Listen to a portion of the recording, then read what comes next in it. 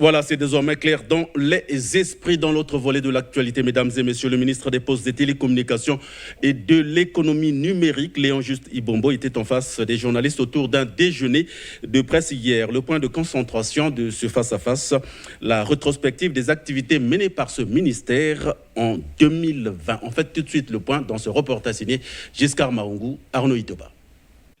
Des télécommunications et de l'économie numérique. C'est un peu le bilan de son action en 2021 que Léon Juste Ibombo a déroulé à cette conférence de presse, axée sur les rétrospectives des activités phares.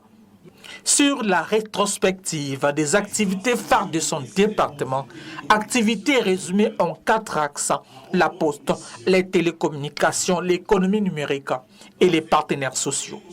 Le ministre des Postes, des Télécommunications et de l'économie numérique s'est réjoui de la densité des activités menées à la Poste, aux télécoms, où plusieurs localités, autrefois zones blanches, ont retrouvé la lumière de la connexion et plusieurs autres localités sont dans le viseur de la connexion en 2021.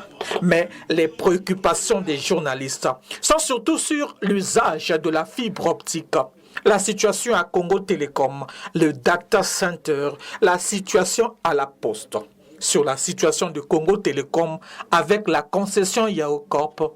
Je pense que c'est un faux problème.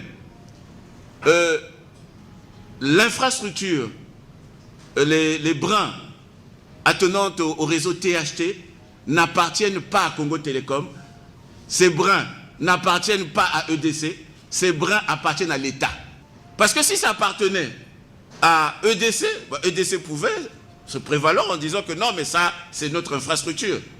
Et pour étayer davantage, il ajoute: ça n'a jamais appartenu à Congo Télécom, ça n'a jamais appartenu à EDC.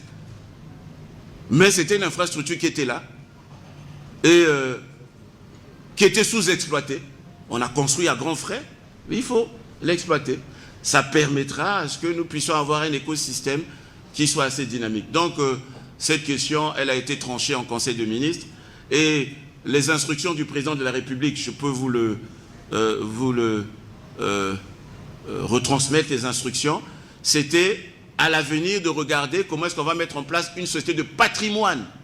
Sur le data center, instrument de souveraineté aussi, qui sera construit par des sociétés étrangères alors qu'il s'agit là de protection des données. Nous n'avons pas la technologie nécessaire pour construire un data center. Donc, il y aura un appel d'offres qui va être lancé. Suite à cet appel d'offres, les meilleures entreprises qui vont soumissionner avec la meilleure offre, c'est cette entreprise qui va construire le data center. C'est, sauf impondérable, en juillet 2021 que les travaux de ce data center seront lancés. Sur les partenaires sociaux, quelques 560 millions de francs CFA ont déjà été déboursés pour répondre à la situation des ex-travailleurs de l'ONPT. Mais la situation demeure. On doit aussi respecter, comme